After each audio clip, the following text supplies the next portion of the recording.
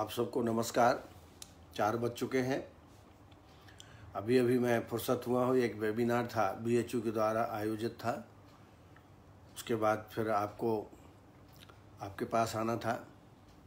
आज 2 बजे से लगातार लेक्चर चल रहे हैं, लेकिन आपका प्रेम और आपकी जिज्ञासा जो रहती है, उससे मैं दूसरे कार्यक्रम को पोस्टपोन कर देता हूँ इस कार्यक्रम के लिए, क्योंकि यह व्याख्यान शुरू से चल रहा है। देखें कब तक चलता है। रीनल कॉलेज के बारे में हम लोगों ने चर्चा की थी पहले।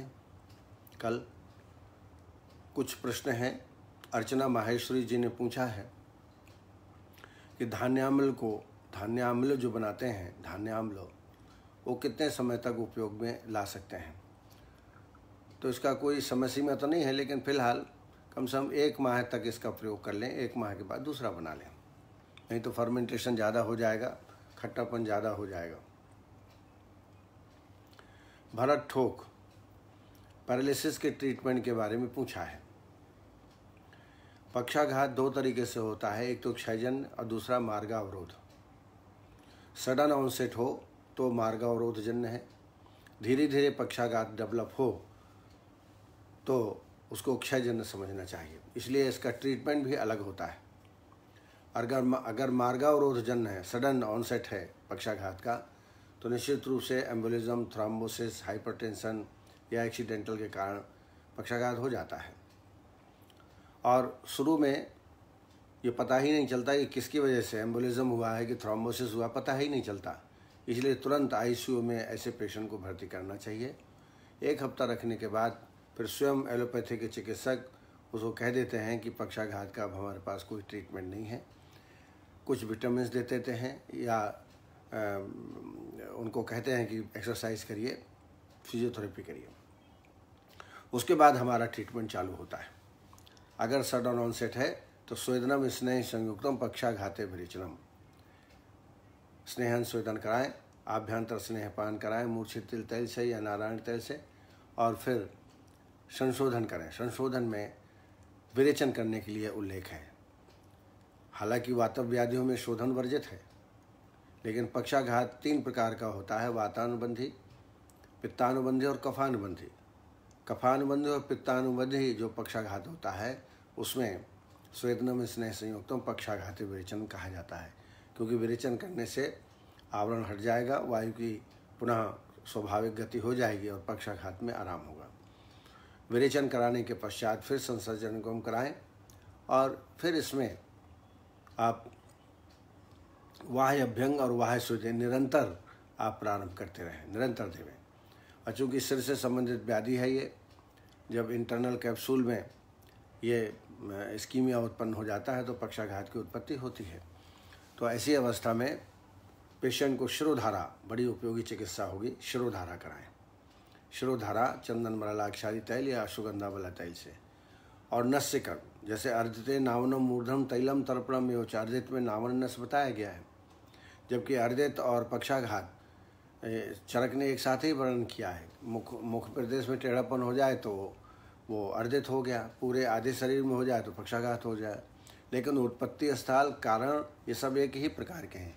इसलिए नस्य कर्म भी इसके लिए उपयोगी है। इसमें 2 दिन स्नेह नस्य और तीसरे दिन शोधन नस्य। शोधन नस्य मतलब है षड्विनु तैल अपामार्ग तैल से। इसमें धमापन या अवपीड़न नस्य नहीं देना है। ये कोर्स करें 20-21 दिन का, और साथ में औषधियों का सेवन कराएं। और इसमें वस्ती का भी प्रयोग बहुत अच्छा है। इसमें एरंड मूल आदि वस्ती या माधु तैलिक वस्ती का प्रयोग कर सकते हैं। अनुवासन के लिए सहचर तेल या नारायण तेल 30 ml भोजन के बाद दोनों टाइम। ये कोर्स आप 16 दिन का कोर्स वस्ती का कर दें। और वाह्य अभ्यंग, वाह्य स्वेदन, शिरोधारा, सर्वांग धारा, पिड़चिल धारा, ये सब बीच बीच में रोगी में करते रहें। सडन ऑनसेट में चूँकि एम्बोलिज्म, थ्रोम्बोसिस इनके कारण हो सकता है, इसलिए इसमें बृहदवा चिंतामणि 60 मिलीग्राम, एकांग वीर रस 125 मिलीग्राम और वात कुलांतक 60 मिलीग्राम ऐसे दिन में 2 या 3 मात्राएं शहद के साथ चटाएं। इसके अलावा महायोगराज गुगुलू 2 गोली सुबह शाम को, 10 मूलारिष्ट 4 चम्मच पानी भोजन के बाद। अश्वगंधा रिष्ट भी इसमें मिला दें तो 2 चम्मच अश्वगंधा, 10 मूलारिष्ट 2 चम्मच, 4 चम्मच पानी भोजन के बाद दोनों टाइम इस आसोरिष्ट का सेवन कराएं। साथ में जो सिरहा तर्पण है, वाह्य अभ्यंग स्वेदन है, सष्टिकशाली श्वेत भी कभी कभी जब वेस्टिंग ऑफ द मसल्स ज़्यादा हो जाए तो सष्टिकशाली श्वेत कराना चाहिए। अन्यथा आप सर्वांग धारा, पृच्छिल धारा आदि का सेवन रोगी में कराएं। इससे रोगी निश्चित रूप से आराम हो जाएगा। आर सिंह चंदेल, बहुमूत्रता का ट्रीटमेंट। बहुमूत्रता, अब ये कारण को तलाशना चाहिए आपको पहले। डायबिटीज़ तो नहीं है, प्रोस्टेट इनलार्ज तो नहीं है, इनके कारण से बहुमूत्रता मिलती है। अगर डायबिटीज़ है, मधुमेह है, तो उसकी चिकित्सा आपको करनी पड़ेगी। और यदि कुछ नहीं है और उसकी फिर भी बहुमूत्रता होती है तो निश्चित रूप से जो मसल्स हैं यूरिथ्रा की वो कमज़ोर हो गई हैं, कंट्रोल आपका हो नहीं पा रहा है। तो उसके लिए फिर टैबलेट नियो चंद्र प्रभावटी 2 गोली दिन में 2 बार देवें। इसके अलावा अश्वगंधा और केवांच बीज चूर्ण 100 ग्राम लेकर के 1 चम्मच दिन में 2-3 बार इसका सेवन कराएं। इसके अलावा शुद्ध शिलाजीत 500 मिलीग्राम दुग्ध में घोल करके दोनों टाइम देवें। इससे बहुमूत्रता में लाभ प्राप्त होगा। रात्रि में सोते समय या बीच में पानी न पिएं, नहीं तो रात्रि में बहुमूत्रता और अधिक हो जाती है और आपकी नींद भी डिस्टर्ब हो सकती है। डॉक्टर सुनील रातुरी ने कहा है, वात पित्त कफ के निदान और चिकित्सा के बारे में एक लेक्चर दीजिए। ठीक है, आगे इसका प्रयास करेंगे लेक्चर देने का। डॉक्टर विजय सैनी ने नोज़ ब्लीडिंग, जिसको ऊर्ध्वक रक्तपित्त कह सकते हैं, इसकी चिकित्सा पूछा है। तो ऊर्ध्वक अगर रक्तपित्त है या ऊर्ध्वक मार्ग से, नासा मार्ग से ब्लीडिंग हो रहा है तो हल्का विरेचन दे देना चाहिए। अमलतास गुदा है, मुनक्का है, इनसे हल्का विरेचन आप दे दीजिए तो जो ऊर्ध्वगति हो रही है वो अधोगति होने लगेगी और नासा स्राव में आराम प्राप्त होगा। दूसरा, इसमें स्तंभन के लिए दूर्वा सुरस 4-4 बूंद दिन में 2-3 बार डालें। स्फटिका द्रव्य भी डाल सकते हैं, या जो अनार है, अनार की कली आपके अनार के पेड़ में मिलेगी, उसका सुरस निकाल करके डालेंगे तो इसमें स्तंभन प्रक्रिया होती है और रोगी का रक्त तुरंत बंद हो जाता है। या कुछ ना मिले तो बर्फ़ के टुकड़े को कपड़े में से लपेट कर और अंदर डालें, इससे भी हो जाएगा। दूसरा, रोगी को तुरंत लिटा दें और थोड़ा सर को नीचे की ओर कर दें। ऐसा करने से भी ब्लड जो रक्तस्राव वो बंद हो जाता है। लेकिन ये देखेंगे क्यों हो रहा है, रक्तस्राव क्यों हो रहा है, उसकी चिकित्सा भी आपको साथ में करना चाहिए। वैसे इसमें बोल परपटी, रक्तपित्त कुलकंडन रस 250 मिलीग्राम मंडूर बोल परपटी और प्रोराल पष्टी 250 मिलीग्राम, ये दिन में 2-3 बार। और टैबलेट स्टिप्लॉन 2 गोली सुबह शाम या कैप्सूल पॉसेक्स 2 सुबह 2 शाम दें तो इससे निश्चित रूप से रक्त बंद हो जाता है। शिल्पा पालस्कर, इन्होंने लाइपोमा की ट्रीटमेंट के बारे में पूछा है। लाइपोमा है क्या? It is a benign tumour of the fatty tissue, जिसको हम ग्रंथियां कह सकते हैं। ग्रंथि आपने देखा होगा शरीर में हो जाती हैं, इनका चिकित्सा। तो इसमें शोधन चिकित्सा करें, वमन विरेचन करने के बाद फिर कांचनाति गुल, गोक्षराति गुल ये सेवन कराएं। इसके अलावा लेखन वस्ती में त्रिफला, विडंग और गिलोय, इनको लेकर के 300 ml काढ़ा बना के यवक्षार 5 ग्राम, गोमूत्र 50 ml और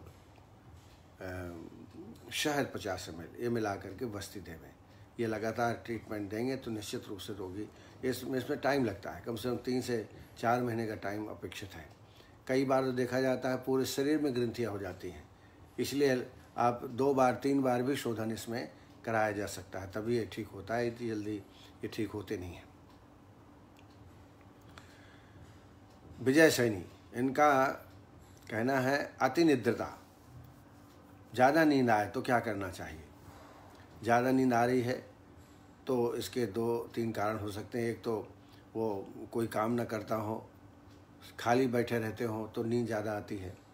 काम में बिजी रखें, काम में बिजी रहने से नींद कम आएगी। और साथ साथ में पेशेंट में कफ की वृद्धि होती है, तो कफ की वृद्धि के लिए निश्चित रूप से आप अगर ज़्यादा कफ बढ़ा हुआ है तो वमन और विरेचन कराएं, अन्यथा नस्य कर्म कराएं। नस्य कर्म धमापन नस्य, धमापन नस्य जो है निद्रा को ख़त्म करता है। धमापन नस्य शिग्रु, वचा और विडंग इनका चूर्ण बना लें और इसे 3 मिचटी प्रमाण लेकर के प्रत्येक नासा में धमापित करें। इससे रोगी को छींक आएगी और धीरे धीरे धीरे निद्रा कम हो जाएगी। साथ में अजवाइन चूर्ण को मुख में चूसने के लिए बोलें। कच्ची अजवाइन मुंह में डालें और उसको चूसते रहें, इससे भी निद्रा नहीं आएगी। और काम में व्यस्त रखें। मुख्य बात तो ये है, खाली बैठेंगे तो नींद आएगी।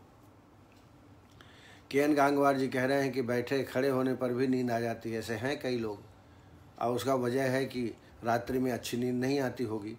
अगर रात्रि में 6 से 7 घंटा सो ले तो फिर वो प्रॉब्लम नहीं होती, लेकिन रात्रि में नींद ना आने के कारण ये होता है।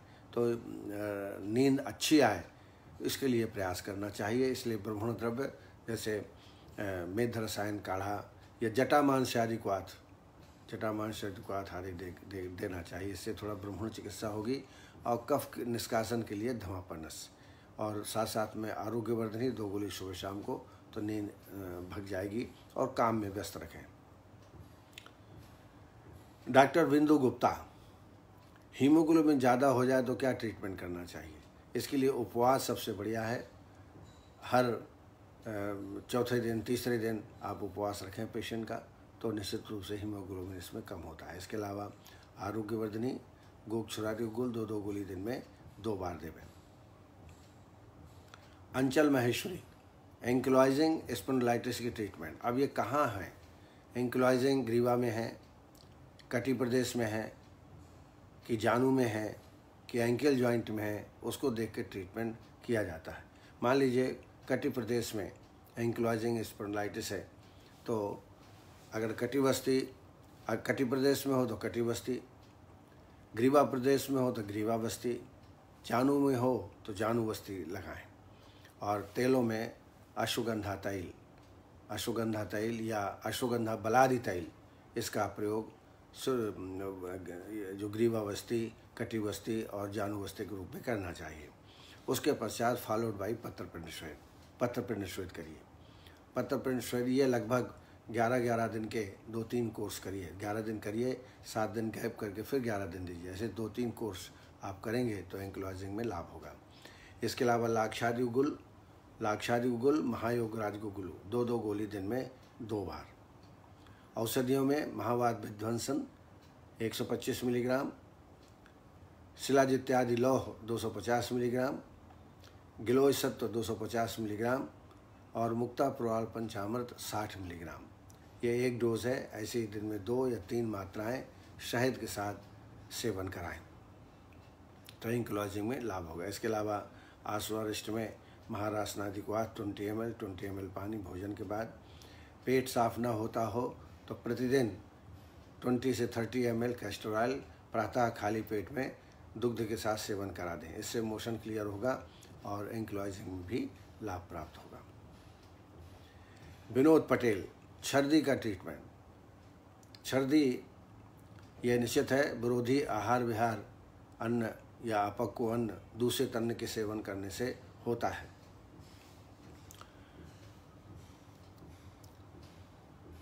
दोषान उदीरन वृद्धान उदानो व्यान संगतः ऊर्ध्वम आगच्छन्ति भुजम विरुद्धाहार सेवनात्। विरुद्धाहार के सेवन करने से छर्दी उत्पत्ति होती है। छर्दी भी कई प्रकार की होती है, तो सबसे पहले प्रारंभ में छर्दी को रोकना नहीं चाहिए। छर्दी के माध्यम से दोष निकल जाए तो कोठ, उदर्द, कूट आदि जो लक्षण हैं वो उत्पन्न नहीं होते। लेकिन जब देखें कि ज़्यादा मात्रा में उल्टी हो रही है, तत्काल रोकने का उपाय करना चाहिए। इसके लिए सडंग पानी है, मुस्त परपट कोशिर चन्नोदी चनाग्रही है, स्रत शीतम जलम दद्यात पिपासा ज्वर शांति है। इसको तैयार कर लें और हर आधा घंटे में आधा कप पिलाएं सडंग पानी। इससे तत्काल उल्टी बंद हो जाती है। अगर बहुत तीव्र हो रही हो तो इसमें कर्पूर रस 60 मिलीग्राम, पुराल पिष्टी 250 मिलीग्राम, मयूर पिच्छ भस्म 250 मिलीग्राम। ये हर 1 घंटे 2 घंटे में देंगे तो उल्टी बंद हो जाएगी। और भी न बंद हो तो फिर अधोग कोई विरेचक औषधि एरंड की है, अम्लता से गूदा है, इसको सेवन कराएं ताकि जो वेग ऊपर की ओर आ रहे हैं वो नीचे चले जाएं, इससे छर्दी शांत हो सकते हैं।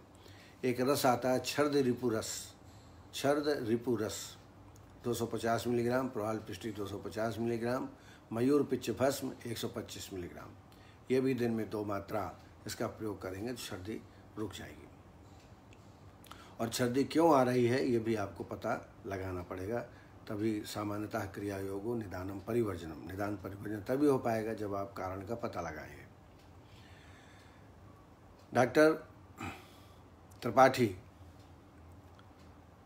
त्रिपाठी ने पूछा है, आंवले चूर्ण का प्रयोग क्या हम मस्तिष्क में कर सकते हैं? आंवला चूर्ण जो है अच्छी तरह तक्र में सिद्ध नहीं हो पाता है और वो गाढ़ा गाढ़ा द्रव बन जाता है, तो इसलिए आंवला जो खड़े आंवला हैं या टूटे हुए आंवला हैं, सूखे आंवला, उनका प्रयोग मस्तिष्क के लिए करना चाहिए। अब जब तक नहीं प्राप्त होते हैं तो आप चूर्ण को भी तक्र में पका करके गाढ़ा करके लेप आप तैयार कर सकते हैं, मस्तिष्क कर सकते हैं। लेकिन अच्छा होगा कि आप जो सूखे आंवले हैं वो लेवे, उसकी पोटली बनाएं और छाछ में करीब आधा किलो करीब ले लीजिए आंवला और आधा किलो के आसपास छाछ डाल करके और फिर उसको पोटली बना के डाल दें और फिर धीरे धीरे पकाएं। जब आंवले पूर्णतः शून्य हो जाते हैं तब उनको निकाल करके उसका कल्क बनाएं और कपड़े से छान लें तो रेशे निकल जाएंगे, बीजा निकल जाएंगे। और 1 अंगुल मोटा सिर प्रदेश में लगाएं, इसको बोलते हैं मस्तिष्क। और इसके लगाने के पहले बाल छोटे कराएं या बाल मुंडन करा लें, उससे ज़्यादा लाभ प्राप्त होगा। पुरुषों में तो संभव है, स्त्रियों में छोटे बाल करा करके इसका प्रयोग आप कर सकते हैं। अंजना अग्रवाल जी ने फंगल इन्फेक्शन के बारे में पूछा है, कोई लेप बताइए। फंगल इन्फेक्शन के लिए सबसे बढ़िया है गंधक द्रुति का प्रयोग करें, इससे निश्चित रूप से लाभ प्राप्त होगा। लेकिन उसके पहले नीम पत्र से धोएं और नीम पत्र का लेप भी आप फंगल में लगा सकते हैं। बारीक चूर्ण कर लें, पानी में अच्छा बारीक पीस लें और उसका भी लेप आप अल्टरनेट लगाएं। एक बार ये लगाएं और एक नीम पत्र का कल्क लगाएं और एक दिन जो है गंधक द्रुति लगाएं। ऐसा अल्टरनेट लगाएं, इससे आपको निश्चित रूप से लाभ प्राप्त होगा।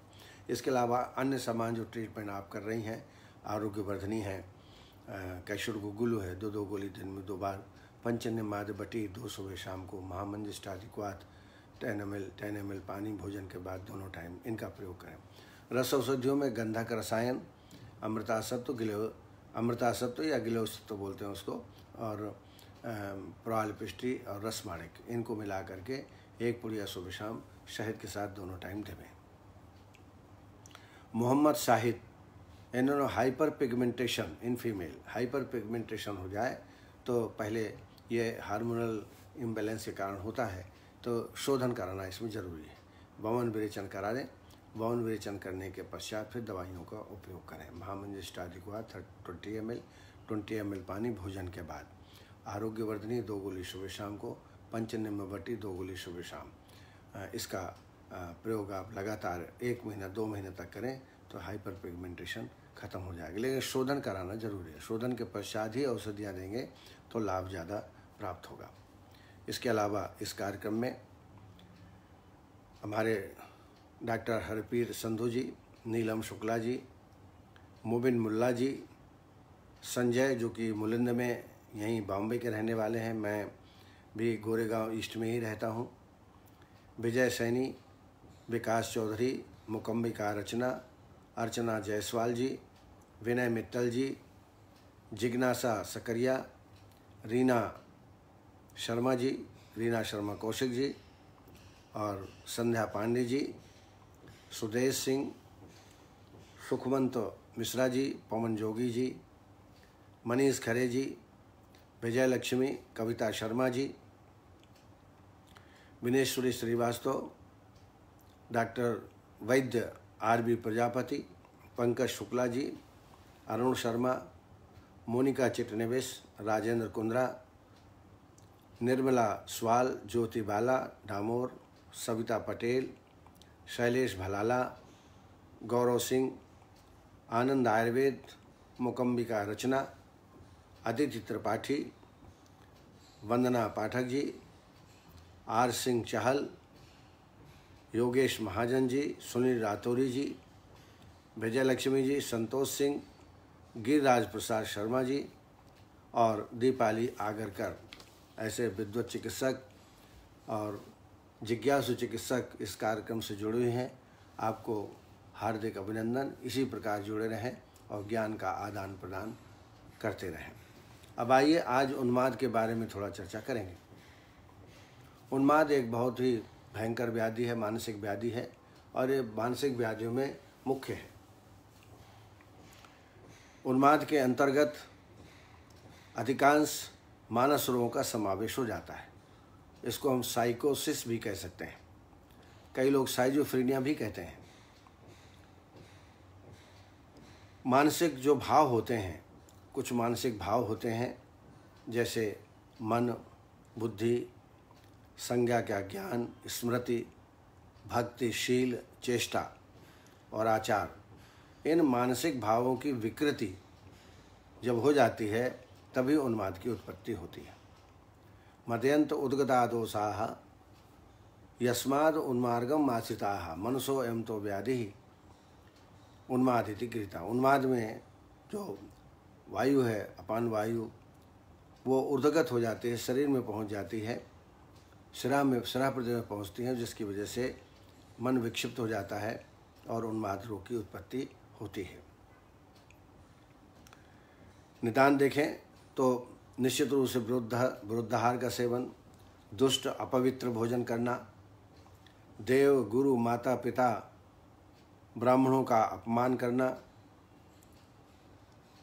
इसके अलावा शरीर के विषम चेष्टाएं करना, अति भय और हर्ष, इससे कारण भी उन्माद हो सकता है। अति भय, हर्ष से प्रभावित मन पर आघात लगने से उन्माद की उत्पत्ति होती है। विरुद्ध दुष्टा अशुचि भोजनानि प्रदर्शनम देव गुरु दूजानाम उन्माद हेतुर्भय हर्षपूर्वो मनोविघातो विस्मास चेष्टा। ये इसके कारण हैं। संप्राप्ति देखें, अपने कारणों से वातादि दोष बढ़ जाते हैं। इसके अलावा सत्व गुण की भी कमी हो जाती है और पहले से ही दुर्बल मन वाले रोगी जो हैं इससे ज़्यादा प्रभावित होते हैं और उसमें मन पर आघात लगने से उन्माद रोग की उत्पत्ति होती है। संप्राप्ति एक बार फिर देख लें। अपने कारणों से वात आदि दोष, सत्व गुण की कमी, दुर्बल मन वाले मनुष्य के बुद्धि निवास अर्थात हृदय को दूषित कर मनोवाही स्रोतों में व्याप्त होकर मनुष्य के चित्त को भ्रमित कर उन्माद की उत्पत्ति करते हैं। तैरल्प सत्वा मलः प्रदुष्टा बुद्धेर निवासम हृदय प्रदूष्य श्रोतांश अधिष्ठाय मनोवाहानी प्रमोहंत्यासु नरश्चेतः। आइए लक्षण देखें। लक्षणों में बुद्धि विभ्रम, मन की चंचलता, इधर उधर दिखना, धैर्य का एकदम अभाव और असंबद्ध प्रलाप, जिसका कोई विषय नहीं उसके बारे में चर्चा करना, हृदय शून्यता, कोई भाव नहीं रहता, आत्मज्ञान का अभाव होता है। धीप विभ्रमा सत्व परिपर्लस्य पर्याकुला दृष्टि धीरता चा अबद्धवातुम हृदय शून्यम सामान्यम उन्माद गदस्लिंगम। इसमें एक आगंतुक उन्माद भी होता है।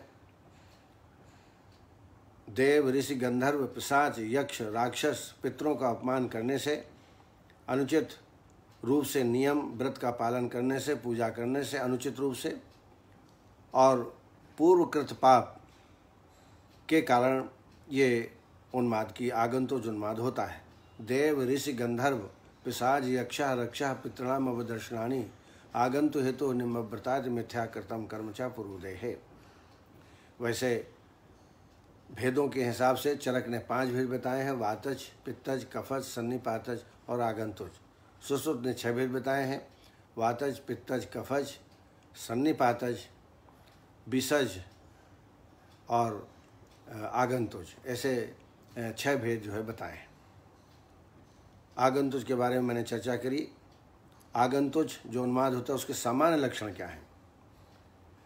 जिन व्यक्तियों का वचन, पराक्रम, शक्ति, चेष्टा मनुष्य के समान न हो, ज्ञान विज्ञान में अधिक प्रभावशाली, ज्ञान विज्ञान की बातें करना, जबकि वो मान लीजिए अनपढ़ भी है तो भी ज्ञान विज्ञान की बात करना। और उन्माद के वेग जो हैं वो अनियमित आते हैं।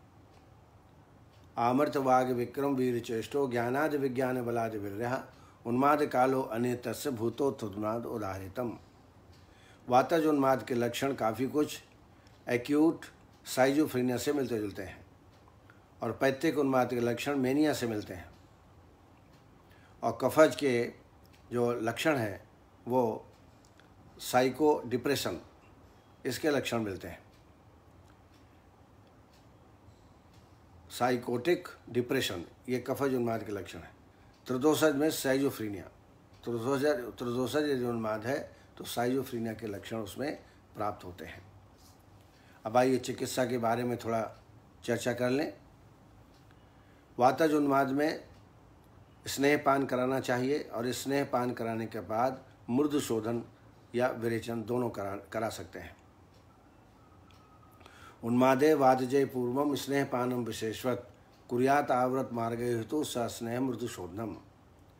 कफज यदि उन्माद है तो वमन, पित्तज है तो विरेचन। कफ पित्तोद भवेदप्यादो बमनम सा विरेचनम स्नेह सोदोपन्नम शुद्धे संसर्जन क्रमाः। तो सबसे पहले यदि बमन विरेचन कराना है तो दीपन पाचन कराना चाहिए पंचकोल क्वाथ से। फिर ब्राह्मी घृत से आभ्यंतर स्नेहपान, चंदन बरलाग शादी से वाह्य अभ्यंग करना चाहिए और स्वेदन करने के बाद बमन कराना चाहिए।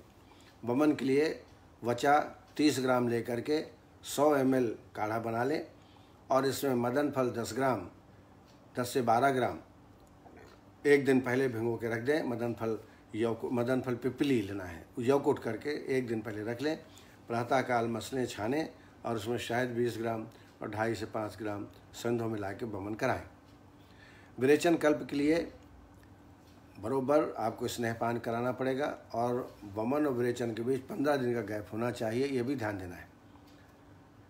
बमन कल्प के रूप में अमलतास 30 ग्राम, निशोत 30 ग्राम और मुनक्का 20 नग, इनका 100 ml काढ़ा बना लें और इसमें कैस्टर ऑयल 30 to 40 ml मिला करके विरेचन कराएं। विरेचन के 9वें दिन से वस्ती प्रारंभ करें। वस्ती के लिए अनुवासन के रूप में ब्राह्मी या शताब्दी घृत 30 ml और निरूह वस्ती के लिए जो द्रव्य है वो आप नोट कर सकते हैं। जटामांसी, शंखपुष्पी, वचा और अपामार्ग। फिर से मैं बोल रहा हूँ, जटामांसी, शंखपुष्पी, वचा और अपामार्ग प्रत्येक 40-40 ग्राम या 50-50 ग्राम लेकर के यौकुट कर लें और इसका काढ़ा 300 ml बनाएं और इसमें कल्याण घृत 50 ml, शहद 50 ml, सेंधो 5 से 10 ग्राम मिला करके आप विधिवत वस्ती कम से कम काल वस्ती 16 वस्तियों का कोर्स जरूर देवें। इसके अलावा दूसरी प्रमुख चिकित्सा है उन्माद की शिरोविरेचन, नस्यकर्म। शिरोविरेचन शब्द है, यानी यहाँ विरेचन जो नस्य है वो कराना है। उसके लिए दमापन या अवपीड़न का प्रयोग कर सकते हैं। औषधियाँ हैं जो शिरोविरेचन के लिए श्रेष्ठ हैं, अवपीड़न के लिए, दमापन के लिए। उसमें शुंठी, मरीच, पीपल, हरिद्रा, दारू हल्दी, मजीठ, हींग, सरसों और शीश। फिर से बोल रहा हूँ मैं, शुंठी, मरीच, पीपल, हरिद्रा, दारू हल्दी, मजीठ, हींग, सरसों, शीश, इनकी बराबर मात्रा में चूर्ण बना लें और बकरे के मूत्र में इसको भिगो के रात्रि में रख दें। प्रातःकाल छाने। अगर बकरे का मूत्र ना हो तो पानी में ही आप कल बना कर एक दिन पहले रख लें। जिस दिन अवपीड़न नष्ट करना है उस दिन उसको मसल के छानने में, और इसकी मात्रा 6 से 8 बूंद होती है। बहुत ही तत्काल लाभ देने वाला है।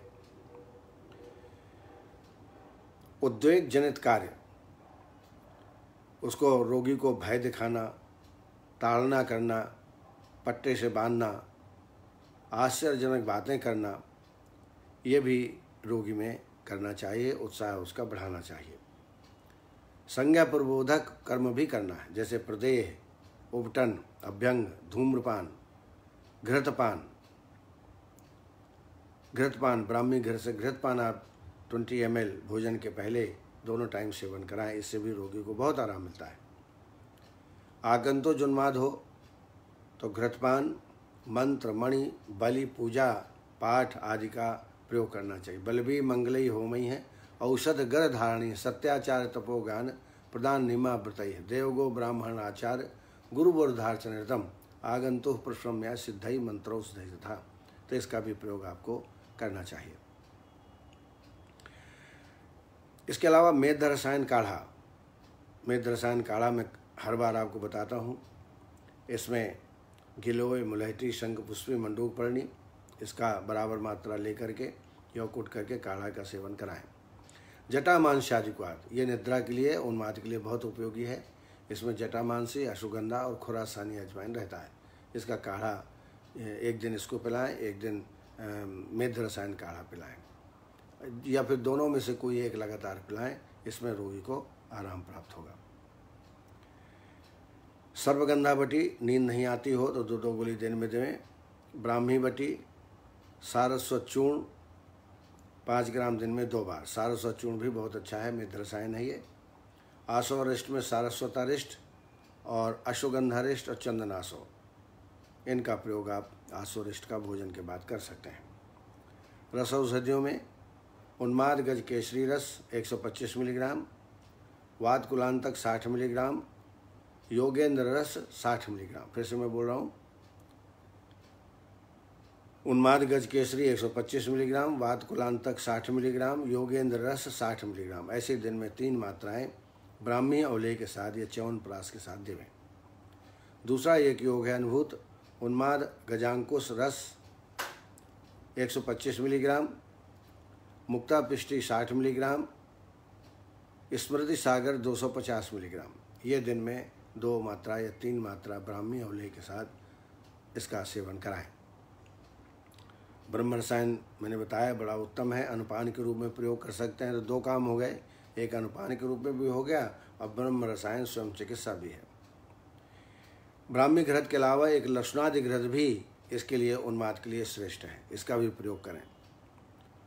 और सिद्धार्थ अगध जैसे सरसब, वचा और हींग, इसका धारण करना चाहिए। इसके चूर्ण का भी सेवन आप कर सकते हैं। सरसब, वचा और हींग। साध्य साता की दृष्टि देखें तो वातज पित्तज कफज साध्य है, त्रिदोषज असाध्य है। और जब अत्यधिक क्षीण हो जाए व्यक्ति, मुख नीचा हो जाए, अनिद्रा हो, कभी नीचे कभी ऊपर मुख रहे, अनिद्रा हो, तो ऐसा व्यक्ति उन्माद का रोगी असाध्य होता है। और निश्चित है निदानम परिवर्जनम पहला चिकित्सा सिद्धांत है। तो आपको पहले निदानों के बारे में हिस्ट्री के द्वारा पता लगाना चाहिए कि वो उन्माद किस वजह से हुआ है, तो उसकी चिकित्सा भी आपको पेशेंट के साथ करना। साथ में सत्वावजह हर्षण करना, उत्साह प्रदान करना, ये भी करना चाहिए। लेकिन यदि बहुत ही उद्योगी हो, मारने को दौड़े, बहुत हिंसात्मक कार्य करता है, तब उसमें डराना, धमकाना, बांधना, ये भी एक चिकित्सा के अंतर्गत आता है। इसके अलावा अंजनान औपीर्ण से धूमा प्रदमनानि च सूचि विस्तोदनम सस्तम दाह पीड़ा नखांतरम लुंचनम केशलोम नाम च दंते दर्शनम योचा आत्मगुप्ता अवधर्ष हितम तस्यावबोध ने जो मूर्छा की चिकित्सा बताई है, वो चिकित्सा भी उन्माद के रोगी में करना चाहिए। ज़्यादा से ज़्यादा पेशेंट शांत रहे, मन शांत रहे, ऐसे प्रयास रोगी में करना चाहिए। और ये जब भी हो सकता है जब आप काउंसलिंग अच्छी तरह से करें और आप उसके काफ़ी नज़दीक हो जाएं। तो उन्माद, क्योंकि अब शिरोधारा कराना है, उसमें आपको 50 मिनट लेटाना है, उन्माद का रोगी नहीं लेटेगा। लेकिन यदि वो आपने उसको काउंसलिंग अच्छा किया है और उसके साथ परिवार का कोई ऐसा व्यक्ति जो उसका प्रिय हो, वो साथ में हो, तो शिरोधारा आदि सब क्रियाएं हो सकती हैं। तो आज उन्माद के बारे में चर्चा की। कल फिर इसी वक्त मुलाकात आपसे होगी। तब तक के लिए नमस्कार। जय आयुर्वेद।